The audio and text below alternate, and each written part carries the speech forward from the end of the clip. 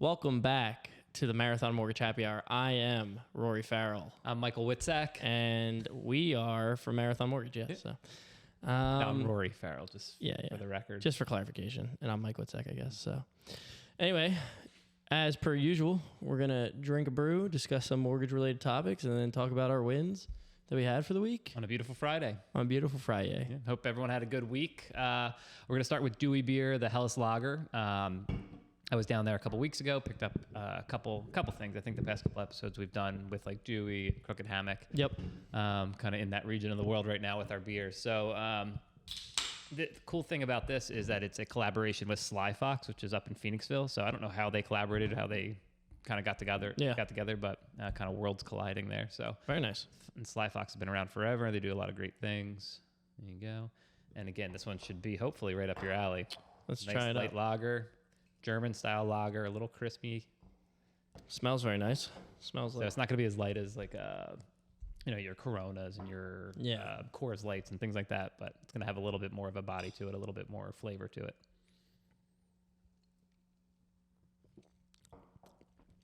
I do like that actually. There you go. I actually like Yay that or a lot. nay? Buy the 4-pack. I'd buy a 4-pack of this. All right, cool. Yeah, we're kind of hitting all the summer ones recently. Yeah. We had like a nice light coconut sour recently, or lagers, pilsners. Yep. So Which I like the coconut one. Yeah. Actually, that was All right. surprising. cool. So let's talk about how to compare loan estimates. Okay, yeah, for sure. It's something that, especially with our clients, where a lot of our clients are young and really shopping around, and Yeah. every dollar counts from a monthly basis standpoint, and cash to close standpoint. They're very, they're always kind of just making sure they're getting the best deal. Yeah, trying to save wherever they can. Part of that is that you're understanding the number. So literally every single week, almost every one of my clients comes say, hey, I can get a better rate here. I can get a lower closing cost here. And Yeah. I say, cool. If that is the case, then go, by We'll all tell means, you. go with the other lender. But let's make sure that we're understanding the math, because it's very easy to get a loan estimate from some random company online that's not, doing transfer tracks correctly, or collecting the right amount of escrows, or whatever the case is. So I know, at least personally with me, and I'm sure you're the same way, when we write up estimates, we try to do like a worst case scenario. Like, hey, we want you to be prepared for the worst, so that when things come in light, you're happy with us, versus, hey, how come I didn't know that I need an extra $2,000 of settlement? Yeah, now absolutely. it's too late because it's the day before settlement. And it's not like we extremely overestimate, where it's like, why are your closing costs $2,000 higher than the other person or something? Like, we just, if an appraisal's $550, we assume that it's going to be $600 in case you need something else done, or a credit report, things like that. And we always just want to make sure that you're prepared for when that number comes. You're going to be like, oh, this is better than what I was expecting. So and collectively, it might be $500 or maybe even less, but it's more than what you'll actually need. Exactly. 99% of the time. So. And I think the other big thing too is, like you were saying, the best way to compare them. I think honestly the best way to compare them is reach out to us, because 99% of the population does not know what they're looking at when it comes to those closing estimates. Understandably so. I mean, some of them, why would you? Yeah. But some of them are written out pretty, easily. Like, you could read through it and see what's going on. But I mean, we've seen examples of people saying, well, this person has a rate that's 1% lower than yours. I'm going to go with them. And it's like, well, send me their loan estimate, and they're, paying 4 points, or they're paying this or paying that. And it's like, we can guide you on what they're doing differently than us, And really, the key is looking at apples to apple comparison. So aside from all the other kind of costs and fees that we don't have control over, like escrows, title, homeowners insurance, transfer tax, all that stuff. The things that we do have control over are the mortgage related fees.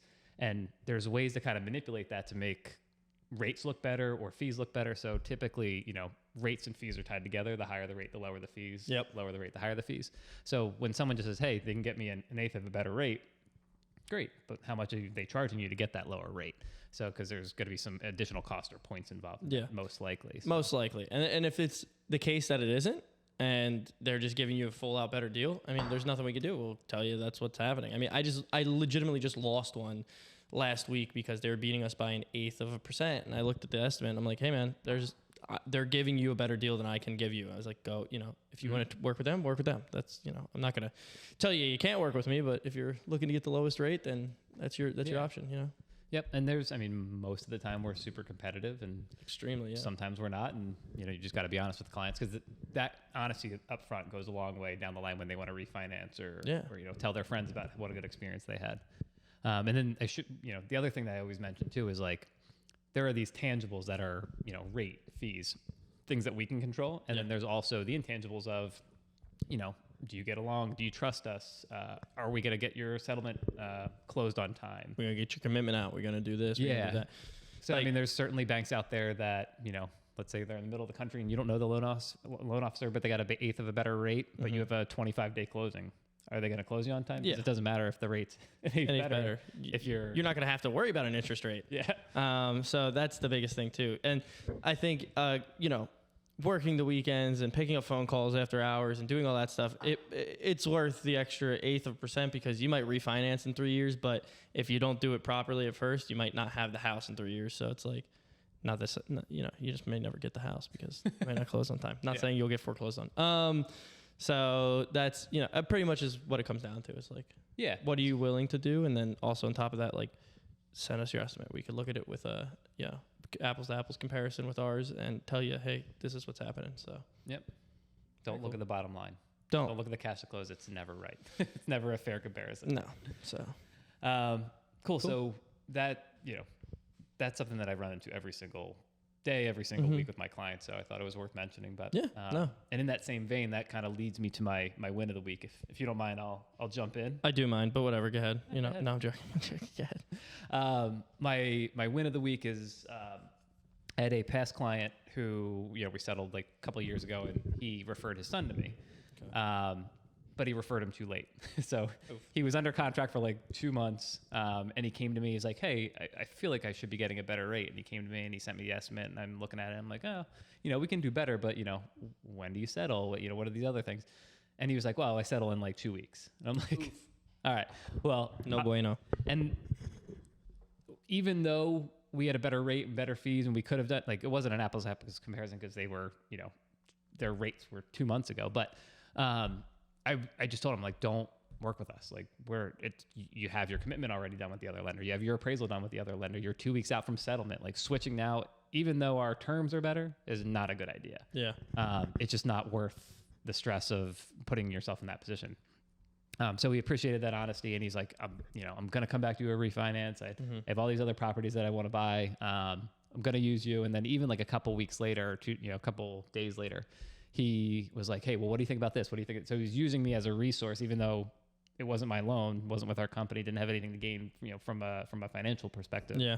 But he felt comfortable coming back to me, and he's like, I'll pay you for your time. I'll vet me. I'm like, just think of me in the future. Yeah, don't. So he's like, I'm definitely going to use you in the future. So that's an example of like, hey, even though we were, from a numbers perspective, the right move, like from an intangible perspective, it wasn't worth having him come over to us. Like, just get yourself settled and then come back to us in a couple of years. And you still went above and beyond for the guy, so. Yeah, well, it's a little quieter these days. I have the time to do stuff like that. Yeah. But, he really appreciated it, and it's going to turn into business years down the line and referrals down the line. And, absolutely. Very cool. So very nice. Felt good to help out. Dope beans. Yeah, I guess my win for the week. I guess I have like 2 wins for the week. So last week, I guess. Okay. Yeah, you know me. I just Let's out hear here about it. Just big flexing. If I ever have 2 wins, I save it for the next week. Yeah, true. I guess I could do that. Go for it. Well, number 1 win isn't really like it's not technically my win, but I went to 4 settlements last week out of in 5 days of the week. 2 of them good. 2 of them were Tom's, but that's okay. It feels good to get into the rhythm, though. Yeah, for sure. It felt good, like showing up and doing the papers with everybody and seeing all the buyers. That was like the coolest thing of the job, in my opinion, seeing the buyers and being like, oh. I think you did one with Tom Hendel. I saw online. Yeah, I did one with Tom Hendel. Shout out to Hendel. He was. That was my Monday. Monday was Mike, and then Tuesday was Tom Hendel's clients. Yeah, so. It went great. So did that last week, and then I could save my second win. I'll save my second win. Right. Yeah, you know what? Felt like we were loan officers again. We keep going to settlements every day. Dude, felt great.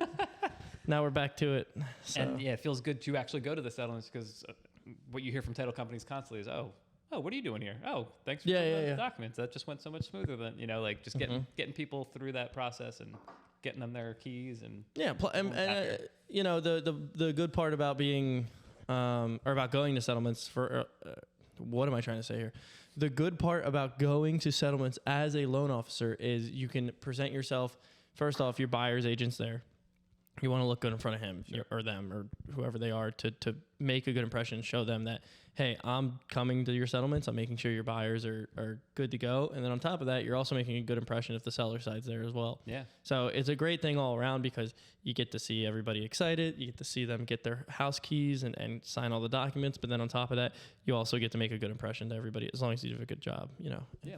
If you're sitting there for an hour. It's a great way to network with the listing side and maybe get, you know, build a relationship with them and get deals from them. And when the title company is happier there, they let you know. For sure. They love having that, and that's a good reflection. When somebody says, like working with you. Somebody says, I'll do the 120 pages for you. They go, great, this is awesome. Yeah. And that right there is called an intangible. Remember that intangible I was talking about? Mm-hmm. Not the rates, not the fees, not the cost. Showing up at settlements, an intangible. It is. Yeah. So, all right. Cool. Good. Yeah. Happy Friday. Happy Friday. Thanks for tuning in, guys. We'll see you next week. And later. If you have any questions, clients, comments, concerns. Clients.